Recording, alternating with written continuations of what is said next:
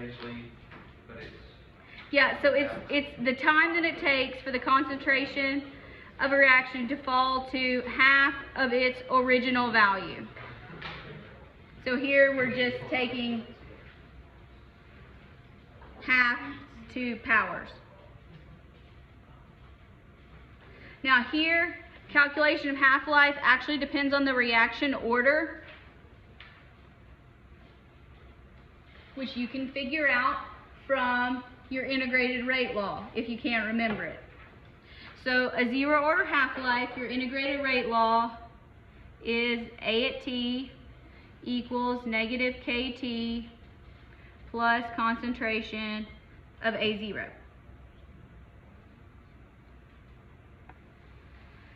So now if you plug in a half here, equals negative K, and we're going to solve for half-life, plus A sub 0.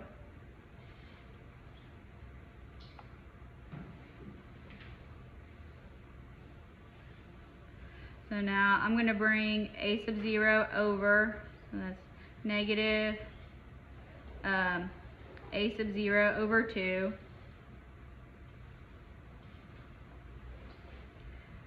Negative K T half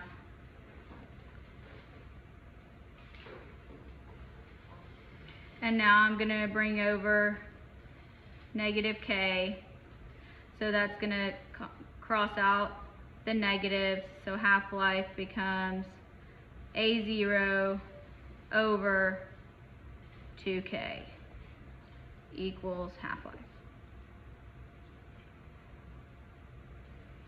So we can write out bigger. T half equals concentration of A sub 0 over 2K. So you can remember that or you can figure it out.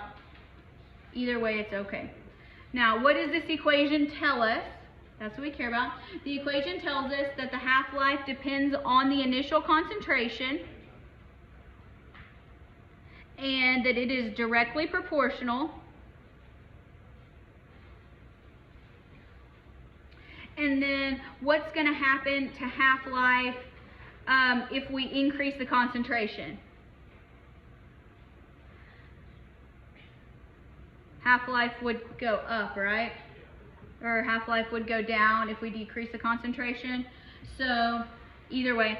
So let's say, let's go with the half-life gets shorter as the initial concentration decreases.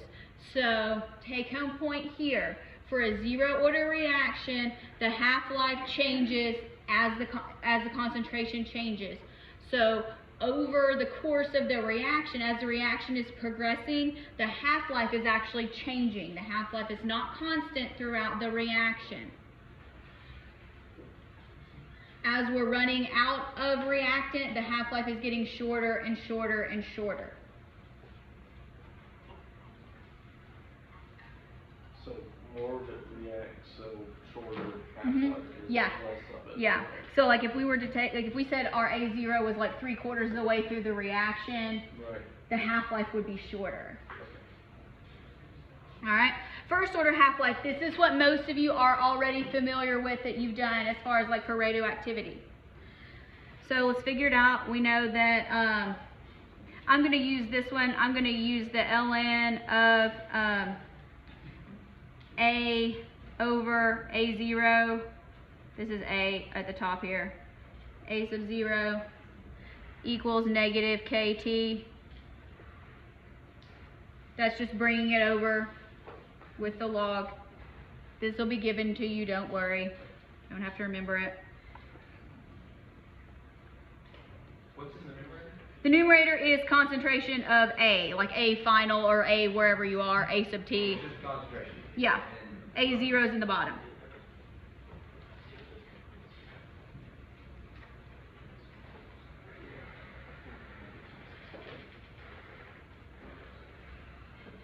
All right, so if you put in natural log of half of A over A sub 0 negative KT,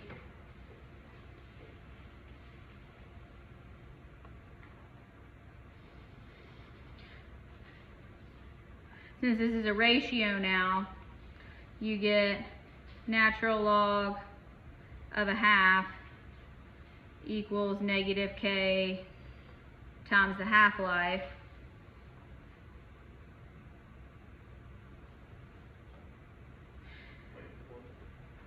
This is just a ratio. So you would have like 1/2 of a sub 0 here to find the half-life. You don't have to derive it. Now most textbooks and shorthands go ahead and get a number for this, so you'll often see it as half-life is 0.693 over k.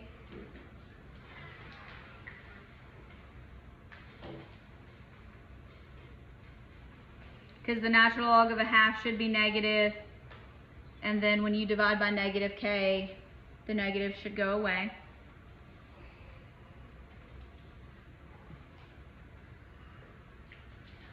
We like first order half-life calculations because, do you see the original concentration anywhere in this?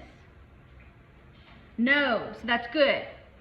It is independent of the initial concentration, so therefore it is very useful. In a first order reaction, the half-life does not change throughout the duration of the reaction. That's the take-home point there. Yes, when you have a first order reaction, the half-life is constant. The half-life doesn't change throughout the reaction. Okay, so okay, I see what you're saying. If you take from your initial concentration to when you have half of it, is going to be a time. From half to a quarter, same time. So the graph would just be horizontal. The graph is going to be, yeah. It's going to be a law. But yes, the half-life doesn't change in a first order reaction, which we like. This is why we like to calculate with this one. Half-life calculations for first order, most of the time. Let's talk about second order half-life. You won't use this very much, but for completeness sake, we will talk about it. You know, that 1 over concentration of A sub T equals KT plus 1 over concentration A sub 0.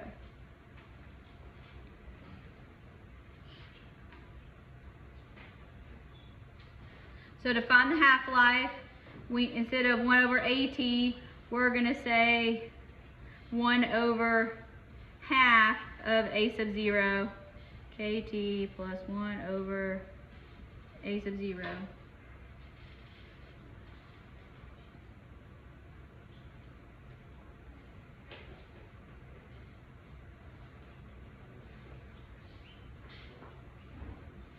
You can rearrange it around a few times.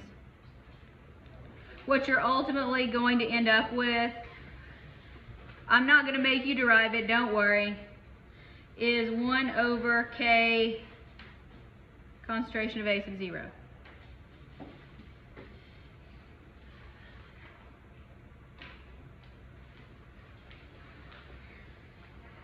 There's a beautiful chart in the book that summarizes all of this that I'm about to show to you. So for a second order reaction, the half-life does depend on the initial concentration.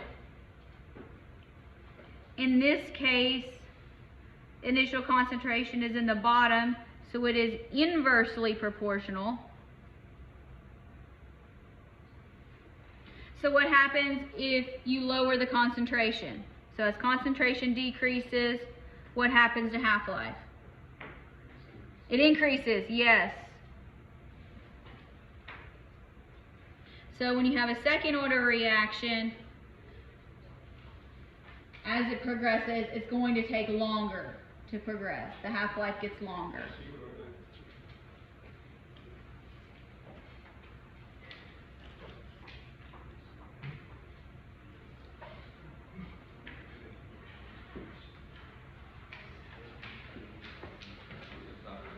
It's a good stopping point. We'll pick up here on Wednesday.